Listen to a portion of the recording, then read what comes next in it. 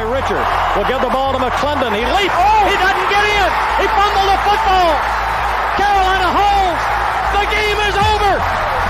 And Carolina has won the game. With 5 seconds, he's going to throw it. Howard leaps. He has it. Touchdown. Carolina back from the dead to tie the game with 2 seconds to go. There is a flag down, but holy smokes. 2 and 4 in overtime games. Carolina 1 and 3. Here from under center. Give off to Greg Little. Little pulls away. Little is going to score. Carolina wins. Snap back, spot down. The kick is cleanly away. It is good! And it's Fowler with a 54-yard field goal. And how about them Tar Heels? They do it! Possible win. Snap, spot, kick away, high enough, long enough. It's good! It's good!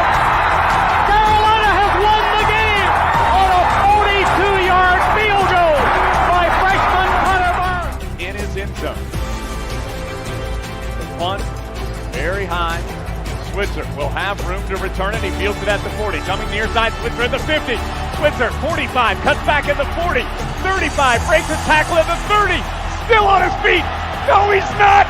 Yes, he is. Ryan Switzer for 6. He is doing his best Giovanni Bernard impression. Ryan Switzer again.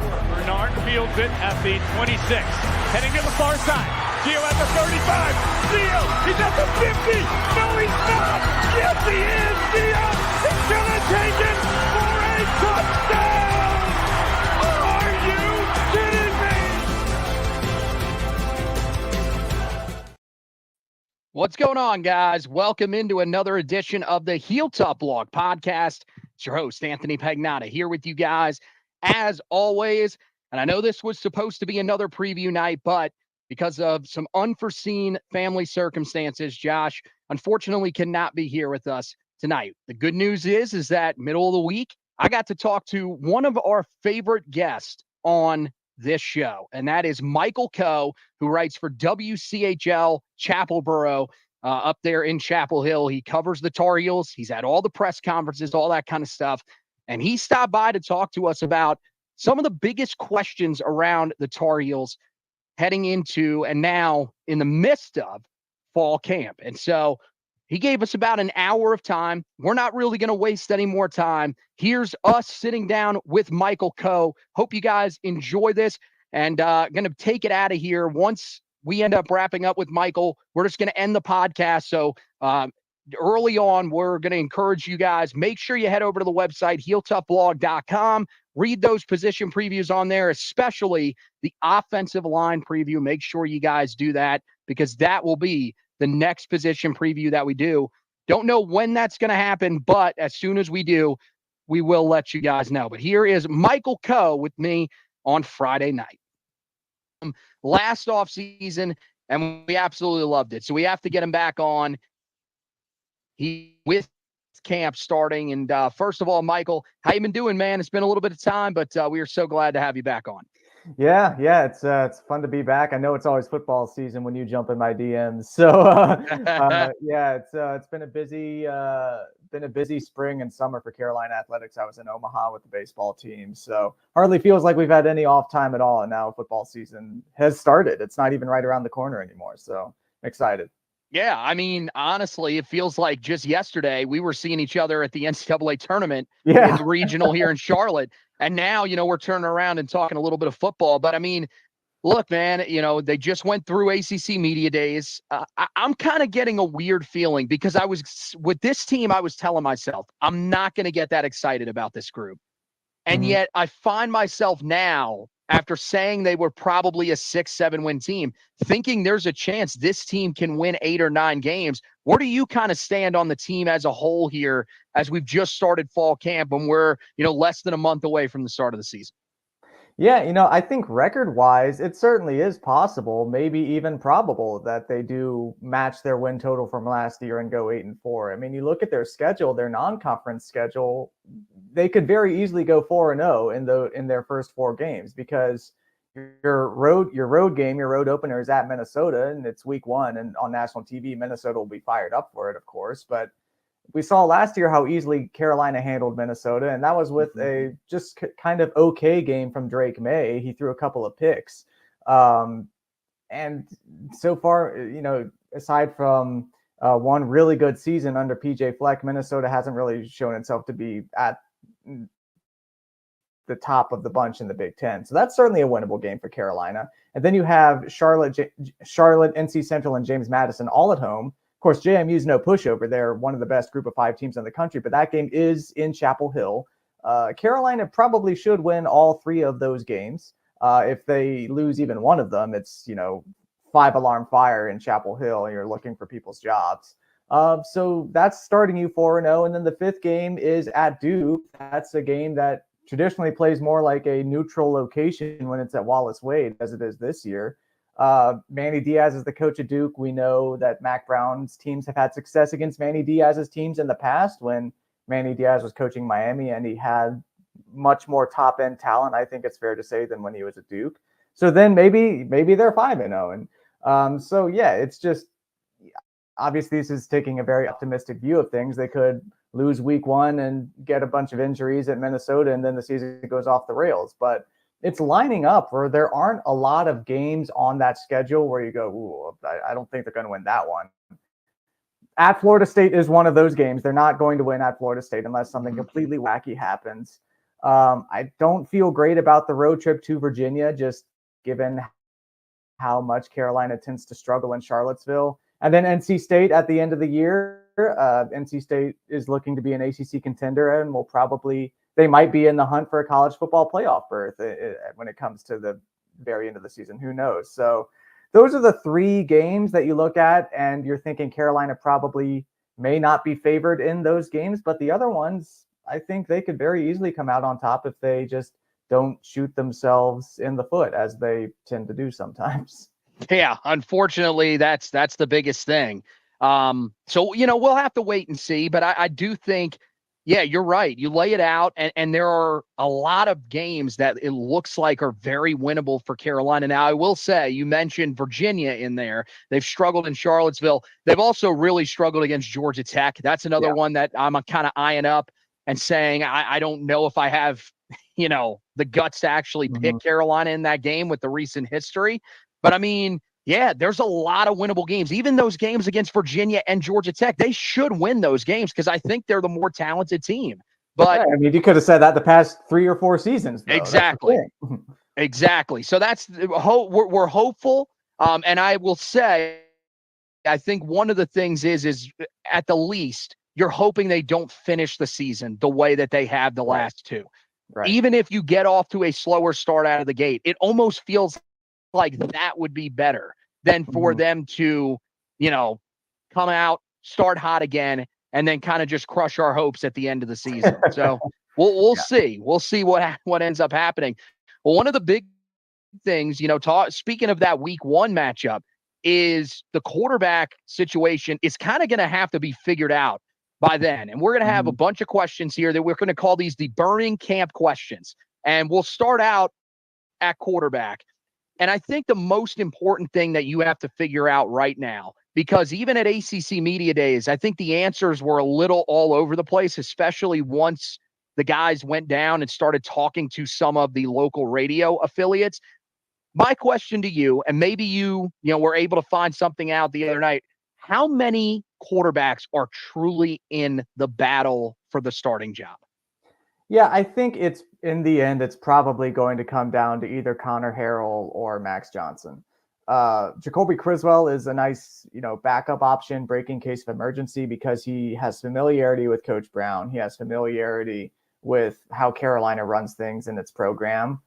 But I think that the tools that Johnson and Harrell give you are what Mac is looking for. And I think they're the two guys at the top of the heap right now. And you can juggle two quarterbacks in a college football team and be okay. You can't do it with three. So one of those guys is going to have to be the odd man out. And with Connor Harrell, I think he has too much upside to just completely toss him to the side. And with Max Johnson, I don't think you bring in a guy from Texas A&M and then just don't even use him. So I think it's either going to be Harrell or Johnson. Not saying that Criswell just won't even see the field. I just think those guys are number one and number two right now in some order.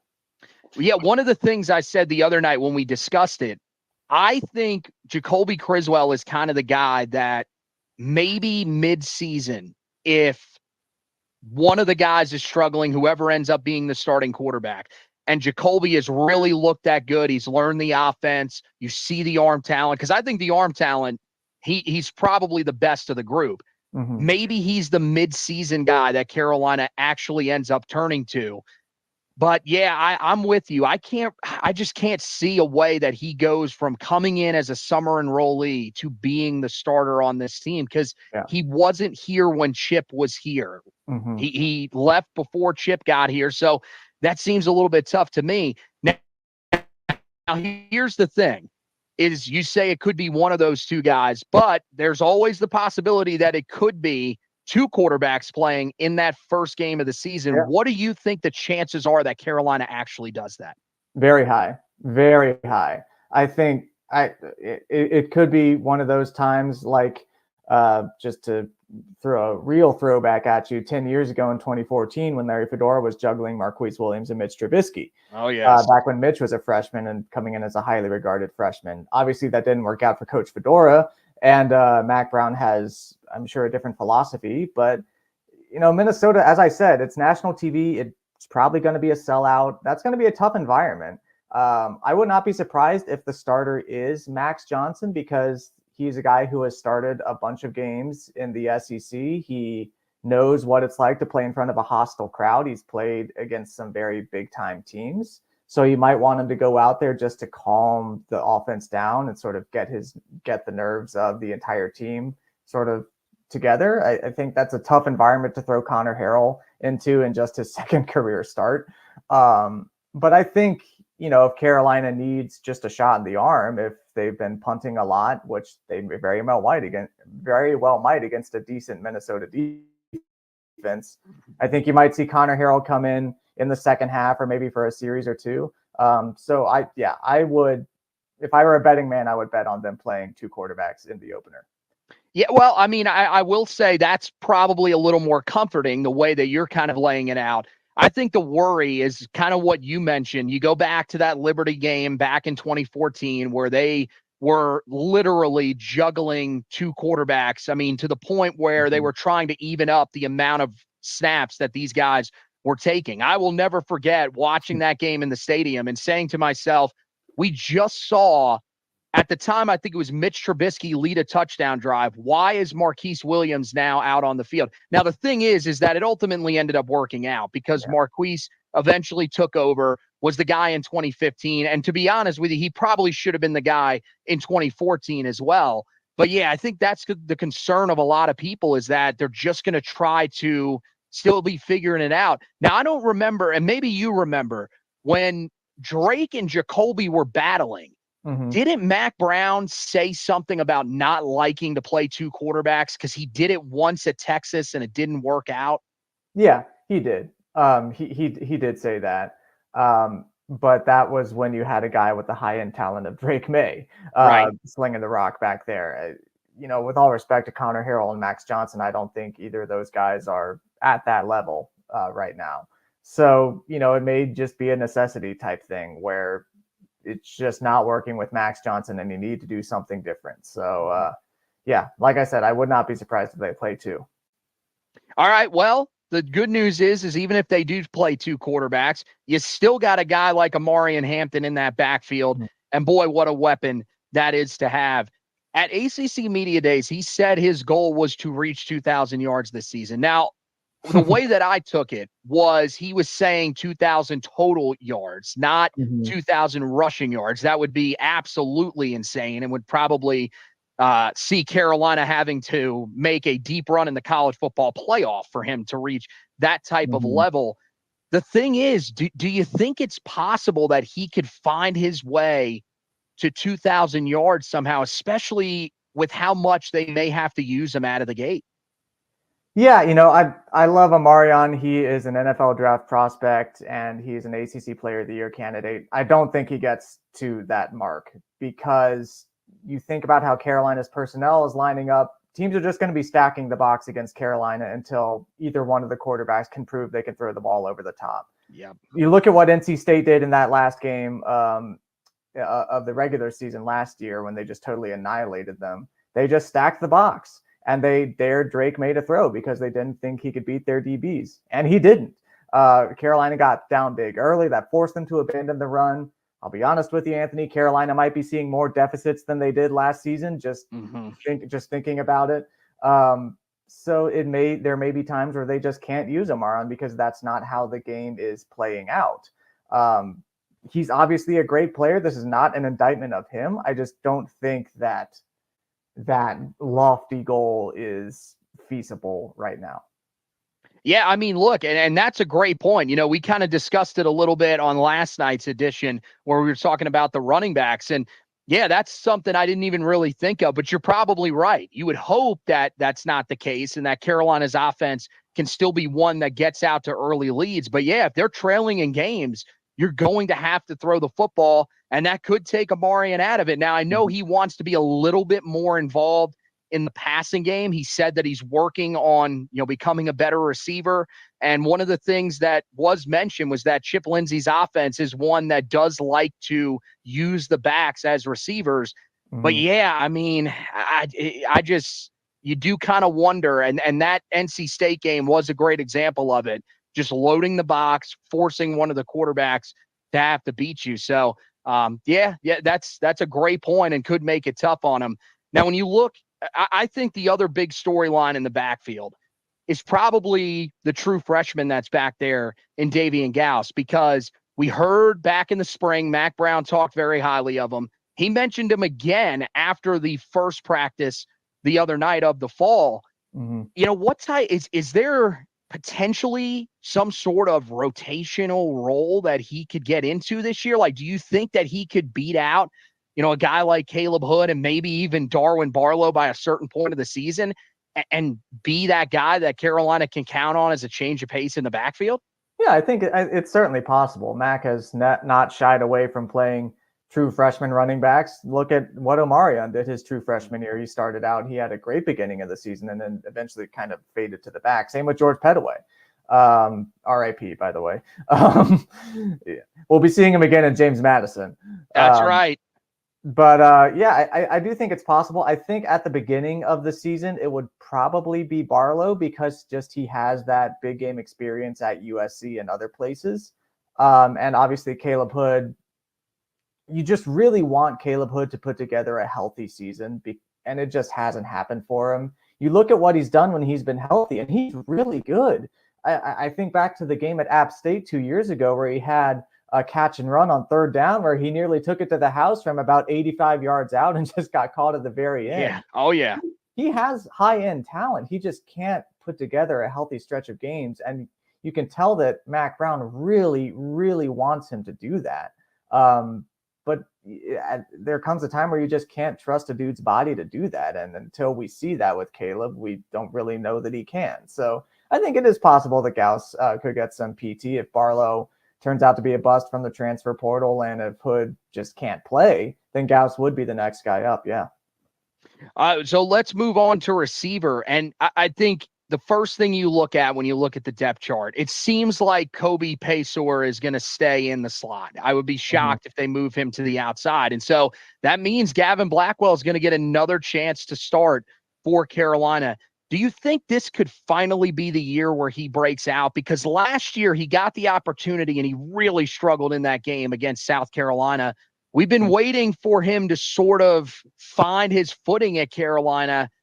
And I feel like this is kind of the last chance saloon for him, because if he struggles, you got Chris Culliver that's right there waiting, and even Jordan Shipp, who, could potentially see time as a freshman. I think this is the year where Gavin Blackwell just has to step up.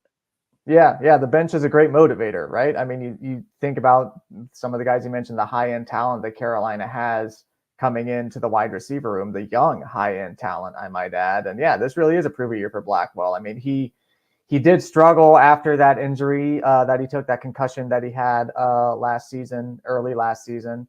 So yeah, it's going to be an important stretch of games for him, especially at the beginning. Obviously, J.J. Jones has one of the wide receiver spots locked up, as does Kobe Paysor. But we know that Carolina likes to spread the ball around, or at least they did when they had an NFL quarterback. We know they like to use a lot of 4 and 5 wide receiver sets. So it's certainly possible that Blackwell could get his touches. My concern with the wide receiver room is not the talent that they have, because they have a lot of talent. It's, are they going to be able to get the ball? Like, who's going to be throwing them the ball? That's my question. Because, we don't know if Connor Harrell and Max Johnson are those type of guys.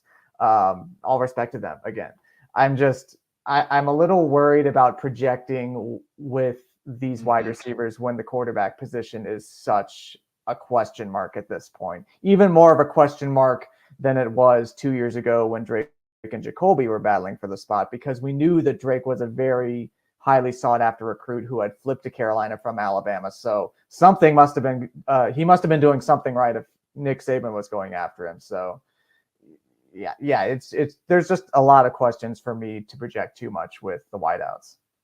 Okay, well, I mean, I did want to ask you still about Jordan Shipp, though. I mean, we saw the impact that he made in the spring. Mac Brown talked a lot about him. I thought he looked really good in the spring game as well.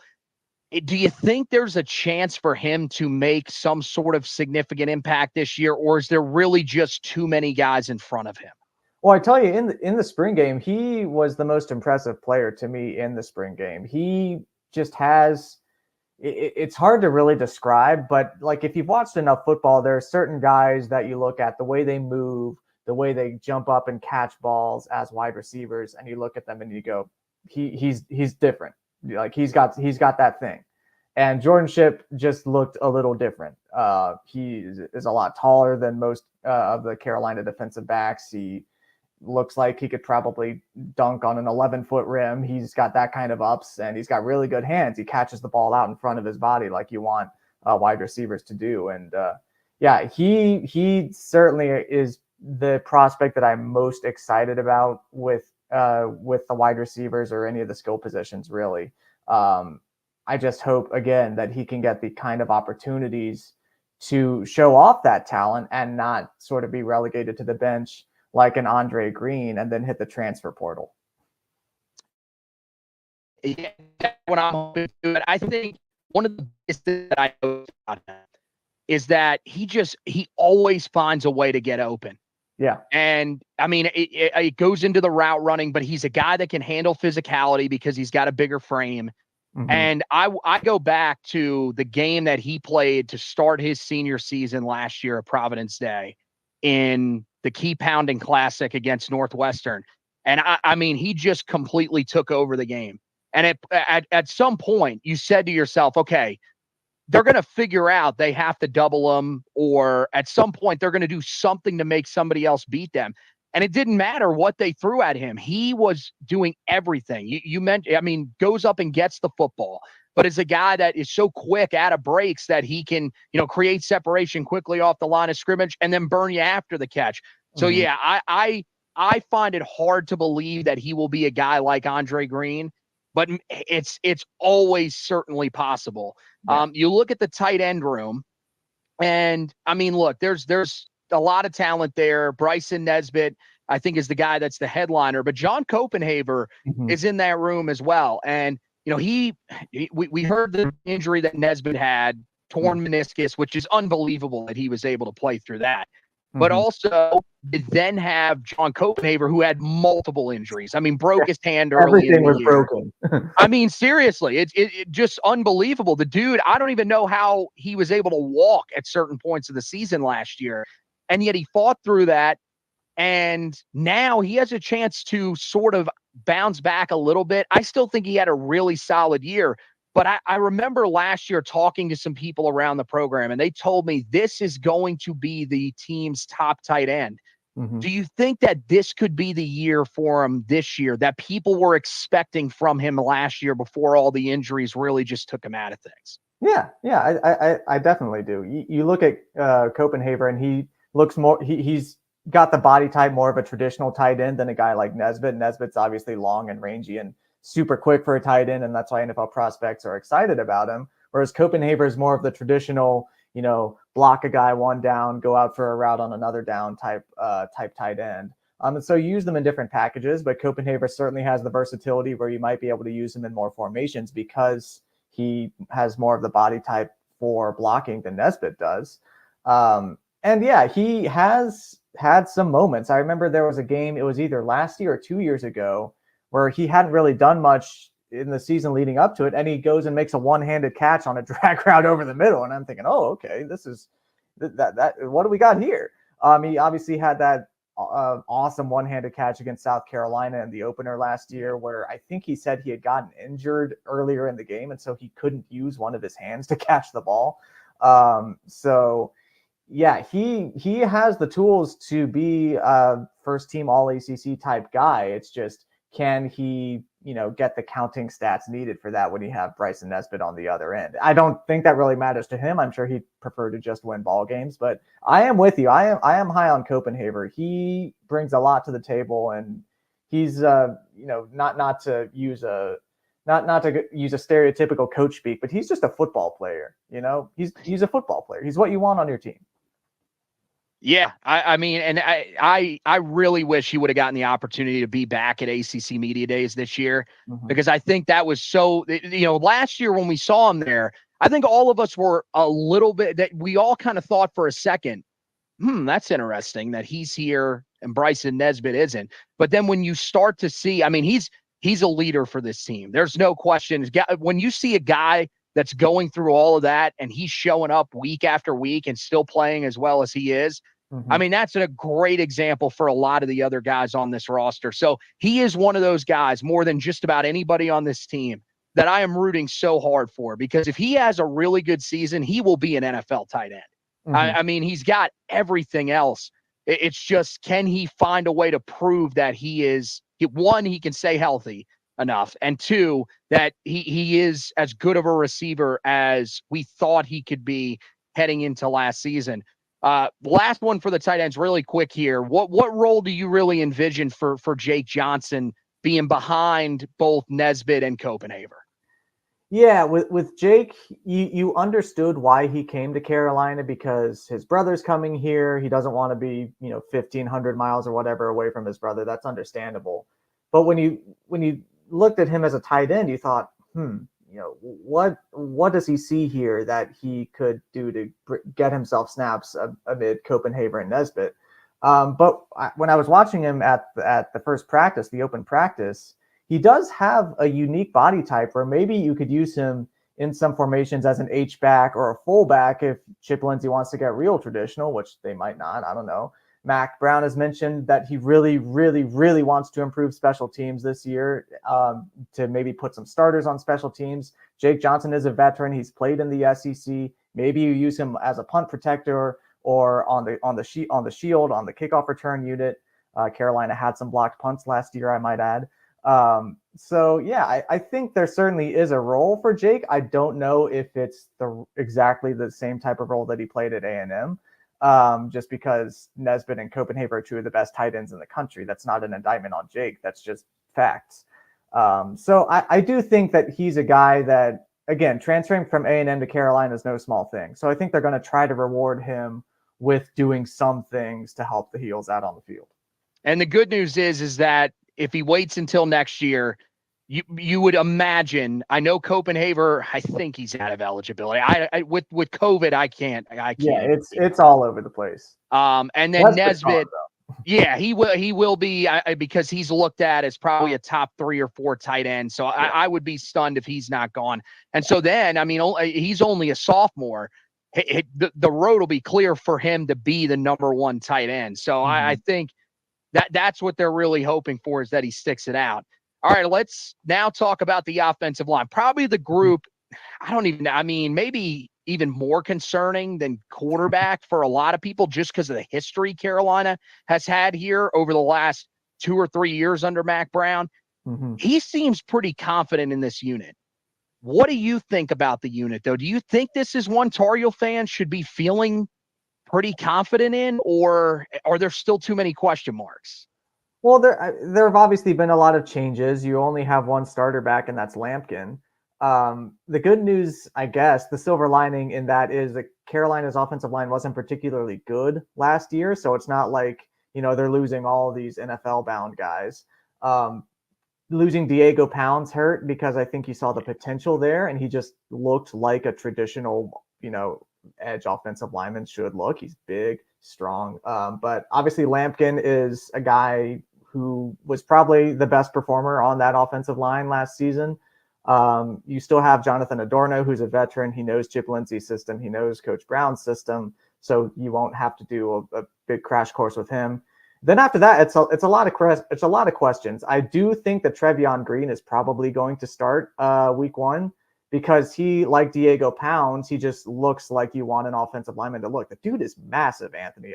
In practice, it's hard to not notice him when you're looking around because all the heads are at a certain level, and then Trevion Green is just about one football helmet's height above everyone else. He could probably play basketball, honestly. So he is probably going to start. I wouldn't be surprised if a guy like Zach Greenberg starts because, again, you bring a guy in from a D3 college to an ACC college. That's no small commitment. He obviously feels like he has the opportunity to play. Austin Blasky, I think, has a good opportunity to start. The transfer from Georgia. Going to Georgia, you have to be pretty darn good, right? So he has that potential that I think not a lot of the other guys have on the offensive line, if I'm being totally honest. So I wouldn't be surprised if it's that group, if it's Green, Lampkin, Greenberg, Adorno, and Blasky. But there are certainly some other guys there. I think you'll see some rotations. Mac Brown has said that he wants to rotate the offensive line. Of course, he said that for 3-4 years running now, and it just hasn't happened. But the starting offensive line on week 1, I would be very surprised if it's the starting offensive line week 13. Let's put it that way. Okay. Yeah, that's interesting. I think, I know he loves Howard Sampson, and I think that's a guy that they're probably going to start. So I would think he's the guy at left tackle. Left guard is probably the most confusing for me because Greenberg is a guy that it seems like they really love. I know they were using him as center a little bit on night 1, which is comforting because I think if you had to use Willie Lampkin there, you could. I think you want to keep him at right guard because he was just so successful. He was named a first-team All-ACC member for a reason. The dude is the real deal. And then, Blasky at center, I think, is probably going to be the move. At least I think, have they been using him there again to start out fall camp? I believe so. It was either him or Greenberg. I honestly can't remember. These days, I just finished a move, Anthony. These days have been a blur. Oh yeah, okay. Well, no, it's all good. We'll let you off the hook. No, it's all good. But yeah, I mean, and then Green. I think it should be Green. I know that they like Ja'Kiah Leftwich, but man, we've seen him in this conference. We saw him at Georgia Tech. I like that he's versatile. Mac Brown said we were playing him at left and right tackle. That's great for your backup tackle. But give me Trevion Green, especially because, as you mentioned, that size, watching him line up next to Willie Lampkin is going to be unbelievable. I mean, because Willie is like – because Willie's – they're like the two towers on the edges. Well, because Willie is like – he's like, what, 6'1"? He's pretty short. I mean, he was a wrestler, so – he's not. So it's amazing. Now, left guard, I mean, so it's Greenberg, and then I really did like what I saw from Malik McGowan in the spring. Is there any chance that he's the starter there, or I mean, he's one of the other returners, so he does have that familiarity with Lindsey and with Brown. So that when you're on an offensive line that is trying not to get a guy killed in the backfield, then I think you want that familiarity. So, I think McGowan has a good chance too. All right, well, let's move over to the defensive side of the ball. And I think the most important thing when you talk about this defensive line, you have to start with the coaching change because, man, Tim Cross, I think Tim Cross was an amazing recruiter. He's an analyst now at Charlotte. I think if he's involved in recruiting, that is perfect for them. I don't know how good he really was as a developer of talent. And I think all of the guys that have come through that room kind of show you that. Now they go to Ted Monachino. You get the analysts that are allowed to be on the field. So now Jimmy Lindsay, the former defensive line coach from LSU, can be involved. How impactful do you think having those two guys together can be for this room? Yeah, I mean, Monachino, look, he has championship experience. He's coached guys like Terrell Suggs, a Defensive Player of the Year in the National Football League. So you would hope that he would be able to unlock something, anything, in Jahvaree Ritzie and Travis Shaw. I mean, Ritzie and Shaw were two guys who came into Carolina with very good high school resumes. Travis Shaw, in particular, was one of the best recruits ever to sign with UNC in the history of its football program. I mean, he was recruited by teams like Clemson and Georgia because they thought that he could be a starter on their defensive line. And he just hasn't shown anything. He hasn't come close to what was advertised. So if you could just even get something out of him, that would be a success, I think, because he is not league bound right now. And you know that a guy like him who completely dominated at Grimsley had his sights set on the league, and that's just not an option for him right now. Same thing with Ritzie. Ritzie was named a freshman All-America when he was coming into Carolina. And, you know, I think back to the play at Clemson in the second to last week of last season, where Ritzie had Cade Klubnik wrapped up in the backfield as time was expiring in the first half on the goal line. And Klubnik, a quarterback, escaped from the tackle of a defensive lineman and maybe scored a touchdown. I still don't know if that ball crossed the plane, but it was. It did not, but they said it did. Yep. Yeah. Anyway, if Ritzie finishes off the tackle, we're not even having this conversation, right? Right. So that's not good enough. And, you know, not to pile it on, but I think about in the last game of the season against NC State, where at the snap of the ball, Carolina's defensive line was being pushed 3 yards down the field. Yeah. Or when the Wolfpack were on the goal line and they were clearly setting up a gadget play, Travis Shaw gets up and fakes an injury to try to stop the play. The play doesn't get stopped, and all he does is look like a guy who's faking an injury. So it's just not what you want, man. And that's where it all starts for the Carolina defense. If you're not getting pressure on the quarterback or stopping runs at the line of scrimmage, then you're not setting up your linebackers for success, and you're not setting up your defensive backs for success. So if they want to set a standard, as Kamen Rucker said at ACC Media Days, that's where it starts. They have the talent to do that with guys like Ritzie and Shaw and Rucker and Bo Atkinson, who I think might have a really good season. They certainly have the talent to be a good defensive line. I'll believe it when I see it. Yeah. Look, I can't blame you, honestly. I mean, I feel like that with a few different elements of this group, of this team, but yes, with this defensive line, I mean, again, and so I'll leave Travis Shaw out of the question, the next one that I had, because I had put him in there. I think it's pretty clear where you stand. You need to see it from him. Yeah. But like, this is a third straight year that we are sitting here and we are hearing Des Evans' name and we are hearing how great he's looked. This is the best that he's looked so far in his career. Do you buy the hype? Or do we just at some point have to see it? Because I'm with you. I think honestly for him, it's either prove yourself within the first couple of games of the season, or we saw what Bo Atkinson could do in limited reps. I want to see more Bo Atkinson and less Des Evans if he continues most of what we've seen throughout his career. Yeah, with Des, I mean, at least you have seen flashes. They have just been rare. I guess it's probably is the kind way to put it. He certainly has the physical tools to be a dominant edge rusher. I mean, you look at the guy, he looks like a Greek god, honestly. And he's, you know, a very large man. He's like Trevion Green on the defensive end. But again, we just need to see it. And like you said, Kamen Rucker is a plug and play guy on one edge. We know that. And I really do think Bo Atkinson could be the guy. I mean, you walk into a room with him. He's a guy who could probably play basketball if he wanted to. He's younger than Dez. He's got a lot more eligibility left than Dez. So, as I said with your question about Gavin Blackwell, the bench is a great motivator. So, if there was a time for Dez Evans to unlock, the dominance that he showed in high school, this would be it, because otherwise he's not going to play. Yeah. And I mean, look, I like Chris Culliver a lot, and I think he has the potential to be a really good player. We've seen what Bo Atkinson can do. They know, and I don't think they're going to be hesitant. If Dez Evans is not impacting the game like they need him to, and you're right, last year I think was his best year so far.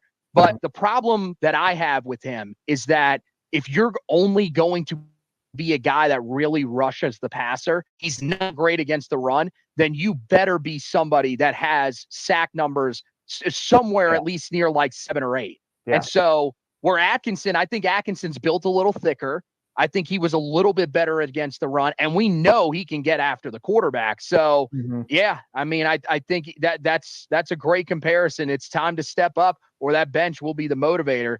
Let's move back to the linebacker spot, because look, man, Cedric Gray being gone is significant. I like Power Echols a lot, but I just don't know if he is the same type of linebacker that Ced was. And same thing with Amari Campbell. My biggest concern is about those guys in coverage. So how much do you think this defense is going to miss a guy like Cedric Gray? Well, yeah, I mean, linebackers who can play almost every snap for 12, 13 games, they don't grow on trees.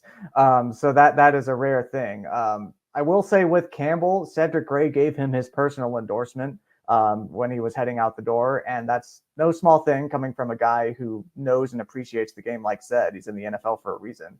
And I'm with you. I like Power Echols. He's a different kind of linebacker than Ced. Ced is just look at them. Their body types are different. Power is probably more flexible when it comes to coverage. Ced is a more sure tackler. So you hope that with Amari Campbell, you're basically getting the new Ced Gray. And if he's a copy of Power Echols, then cool, you have 2 Power Echols, but you're missing the guy who can make 100 tackles in a season.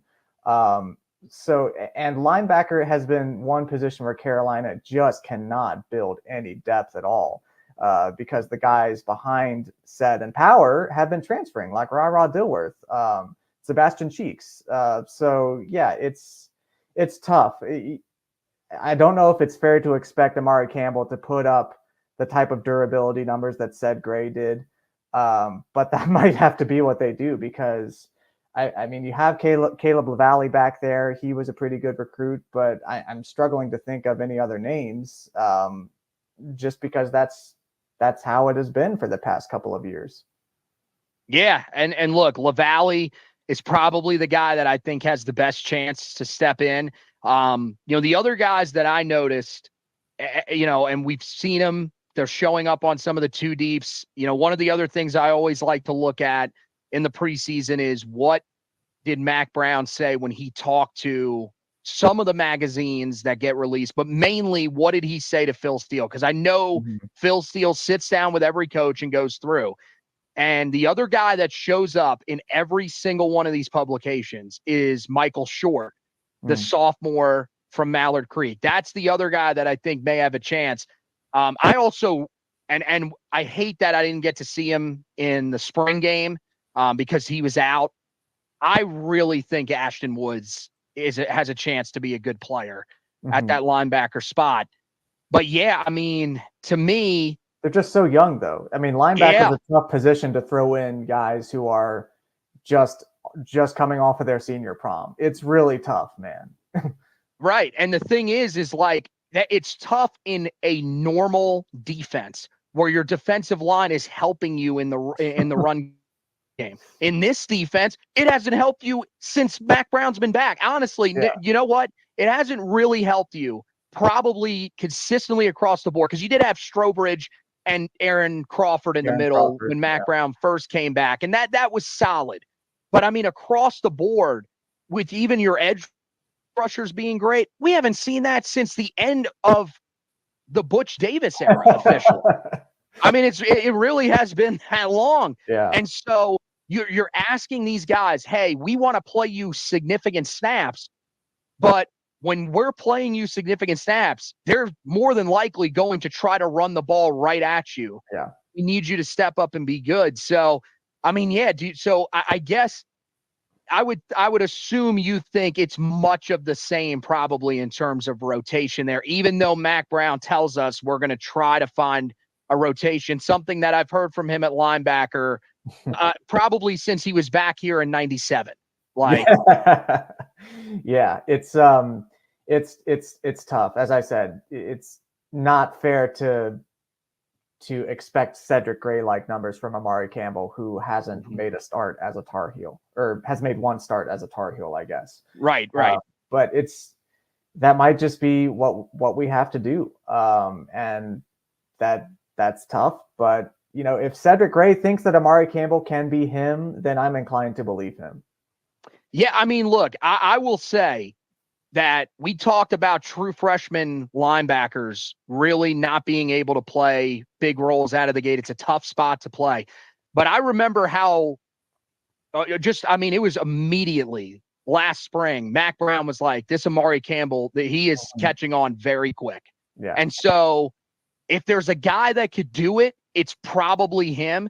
But yeah, you're asking so much. And the thing that is crept into my mind, and I try to push it out every time as quickly as possible, is this unit has been so healthy for the last few years with these guys when they are running two guys. God forbid somebody gets injured in this room. Yeah. Oh man, I can't even imagine. And it's why I thought they should have gone into the portal and gotten someone at linebacker. They probably tried. I mean, I would imagine. Yeah. I mean, we don't. I mean, we know the hits. We don't even see all the misses that they have. Yeah. So I'm sure they asked, but it just didn't work out.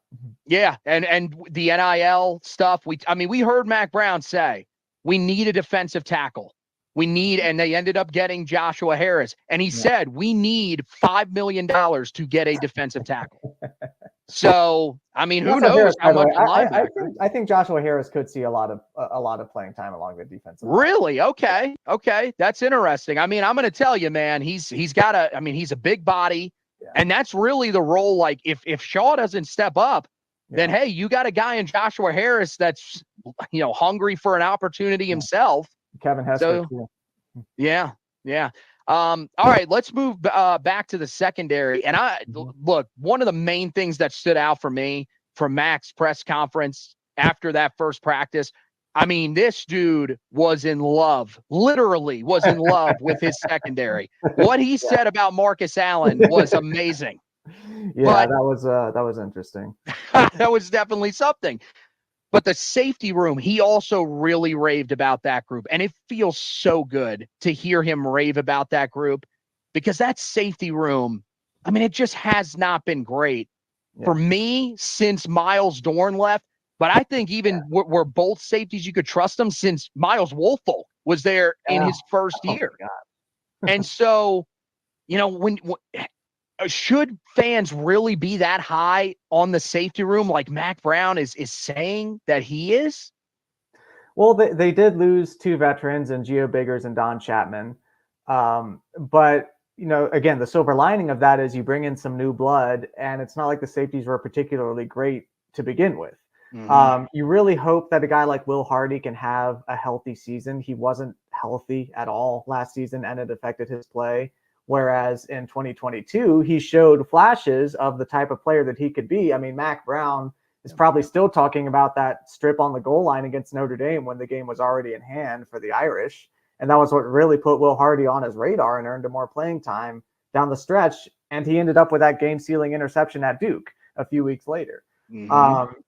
You get back DeAndre Boykins, which I think is really just invaluable to this team. He was a tough guy to lose right on the eve of opening kickoff last season.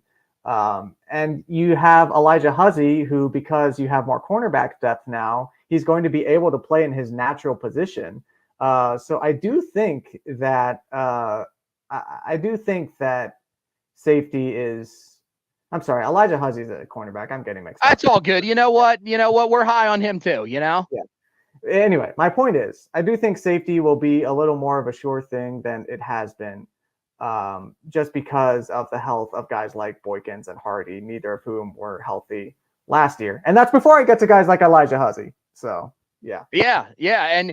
And look, I mean, Jakeem Harris, I think, is solid. We've seen him start before at NC State. I also think that he's another one of those guys where he's a veteran. They may start him out there to begin the season.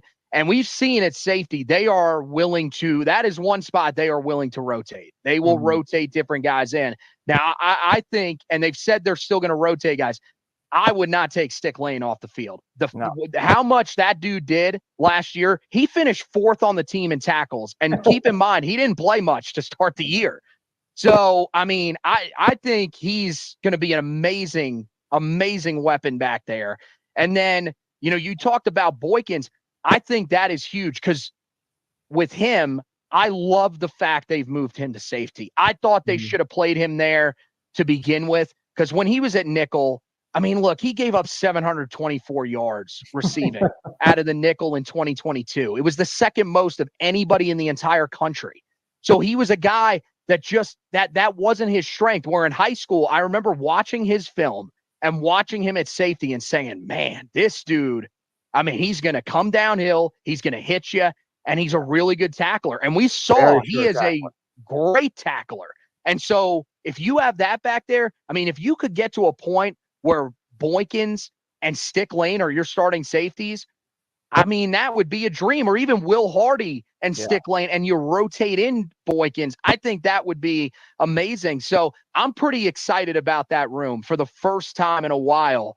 And, it's going to be interesting to watch. Now, the other guy that I'm really excited about is the guy that is more than likely going to be the starter in the nickel. Man, that bowl game from Caleb Cost was amazing. There weren't a lot of positive things you could take away, but I thought that dude the entire night was everywhere. He was locking down whichever receiver he was on. And, I mean, look, I know he's a guy that had to split his time. Missing the spring could be something that hurts his growth a little bit because he was with the baseball team. But I mean, I still think this guy should probably start, and I think he has a chance to be really successful in that spot. Yeah, he very well might start. I remember he had that huge hit in the West Virginia bowl game. That was the biggest hit I'd seen out of a UNC defensive back in years, it felt like. But yeah, he obviously has supreme athletic potential. He wouldn't be playing 2 sports at a school like UNC if he didn't. The unfortunate thing was, he missed the spring with the football team because of baseball, and then he got a lower body injury toward the end of the baseball season, and he wasn't able to play with Coach Forbes and the Diamond Heels as they went to Omaha. So he really got the worst of both worlds. But he is back healthy. Obviously, he has great speed. UNC baseball used him as a pinch runner because they loved his speed so much. So he has the speed to, chase guys down if they get away from him. And he obviously brings the hitting ability that we saw in the bowl game. So, yeah, he is someone, you look at that star position, I'm sure they renamed it since Coach Chizik is gone, but that star nickelback position, the sort of rover in the defensive backfield, that is made for a guy who played in the outfield as a baseball player. So, he can track down fly balls. So yeah, I think he brings a lot of versatility to that position, and he's a good kid to talk to. I did a profile on him in the spring before he got injured. I guess I probably cursed him because he got injured like right after that story published. But his mind is in the right place, which you'd like to see. All right. Well, if that's the case, then we don't need you to do too many profiles on the football team. That's right. Let's be strategic. All right. Find some of the walk-ons, maybe, possibly. I'll go up to Foxborough, be the Patriots consultant, just covering Drake May. There we go. We go. That's fine. All right. Now, oh, man. Let's talk about special teams. Woo. And I'm going to tell you, one of the things that really scared me was seeing the people talk about the struggles of Noah Burnett in the spring. It sucks because, I mean, coming off of last year, I thought, okay, Carolina has their guy. This dude, I mean, that was as good of a kicking season as we have seen in a long time, probably since Nick Weiler was on campus. Yeah. And even I don't know if he had a season that accurate. I think you may have to go back to Casey Barth. So, I mean, how concerned are you about the fact that he struggled in the spring? Is it something to worry about? Yeah, the thing with kicking is that so much of it is mental.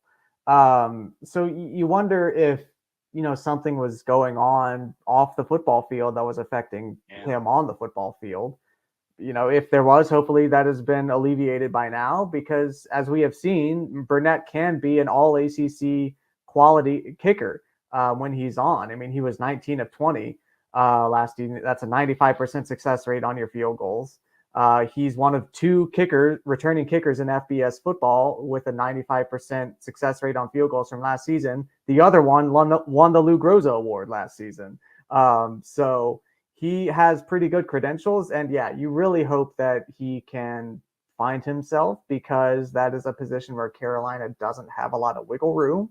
And it is a position where if Carolina is going to be kicking more field goals than scoring touchdowns, which they might be this season, who knows, then you're going to want some consistency there, because Lord knows they have not had consistency anywhere else on special teams in the past few seasons. So then, we get to Tom McGinnis, and man, he struggled last year. I know he was thrown into a bigger role than he was probably expecting, but then, I mean, we hear, I've heard Mac be very, very honest in press conferences. Mm-hmm. When he said that he was not good in the spring, that was pretty aggressive. And he said, we went out and tried to find other punters. Yeah. I know he said he had a good practice in for the first day of fall camp. But I mean, I got to tell you, I am pretty terrified about what this punting group is going to look like this year, because the only other option on the roster is a guy in Lucas Osada who could end up being pretty good, but he's a true freshman that just enrolled here in the summer. Yeah, it's scary because, again, Carolina is probably going to be punting more than they did last season. That's just a fact. And with McGinnis, I mean, I really felt bad for him, because he's a really funny, nice guy. I mean, he's older than most college students. He came over from Australia simply to play college football at Carolina. And he just wasn't good. I mean, I remember the game against Virginia that started the tailspin. He had just one really bad shank where guys were booing. The crowd was booing him afterward. And it was made even more stark by the fact that Virginia's punter, I think the possession before, had just had like a booming 65-yard punt that pinned Carolina back on its 1-yard line. So you were, to be fair, he had a lot of work throughout the season. He was very familiar with punting by that point. So I mean, you were seeing just the difference in what it could be versus what it is. Mm-hmm. With the Aussie rule, with the Aussie punting style, you do run the risk of getting, more punts blocked, because guys can anticipate which way you're going and they can bull rush that one direction. And it just moving when you're punting seems to bring in a lot more variables, but that's what he's used to. So yeah, you really hope, again, like with Noah Burnett's struggles in kicking, a lot of it is mental, it feels like, because you're alone back there, or at least you should be.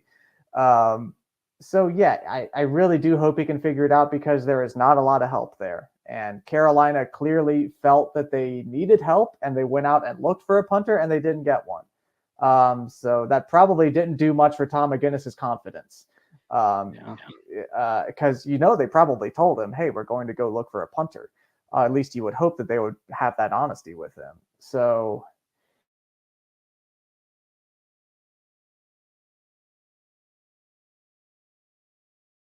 been consistent on both punting and kicking has not been consistent for them in a while. And with a team that has a lot of questions on offense, you don't want punter to be a question mark, but that's just what it is right now, and we're gonna have to live with it. Yeah, well, the good news is, right, at least all the other elements of the special teams was great. I mean, it's not like they had the third worst kick return defense. I mean, gosh, I will say, they have Elijah Huzzy returning punts. That's okay. Yeah, and I look, Culliver, I think, looked pretty solid in the bowl game. And if he's the guy that's back there returning kicks, I feel somewhat confident that he can be a guy that can create some explosive plays. So, I mean, there are some elements that are good, but yeah, I mean, there's just so many different areas. I mean, you had 3 punts blocked last year, including one where you literally got your punter injured for the remainder of the season. Yeah. So, like, that's a butterfly. I mean, think about the butterfly effect from that play. Yep. If Kiernan doesn't get hurt because of that blocked punt against Syracuse, I think Carolina probably wins that game against Virginia, because so much of that game was like played with field position. And so if they don't lose to Virginia, who knows what happens? So yeah, that's the long-term repercussions of that blocked punt against Syracuse were massive. Yeah, and the craziest thing was his face mask was what was dented, and it turned out that wasn't even the injury. He broke his leg. That's how that big of a hit that you ended up letting your punter take. Oh, it's just it's unbelievable. But hopefully things will go a little bit better this year. There were some other areas that we talked about, if you're just tuning in, that we did like. So make sure you go back and listen to that part. But Michael, this is always great, man. Thanks for giving us an hour, man. You are amazing with this stuff, man. It is so fun to have you on. You are so great. And, we enjoy the coverage that you have over at WCHL Chapelboro. You do a great job. Love hearing you in the press conferences asking questions. So, yeah, man. Well, hopefully we'll try to get you on again sometime, maybe in the middle of the season or something like that. But thanks for taking the time out with us now. Yeah, of course, man. Appreciate it, Anthony. All right. Tell them where they can check you out, by the way, for all your stuff. Oh, for sure. Yeah. So on Twitter, or X, I still call it Twitter. It's it's at Michael Koh WCHL, and the company I work for, it's at WCHL Chapelboro. That's CHAPELBORO, like Chapel Hill and Carborough combined. And our website is chapelboro.com. You can find my sports writing there. You can find Art Chansky's sports notebook, his daily blog there. Also, he has Art's Angle that he publishes on weekends after big games.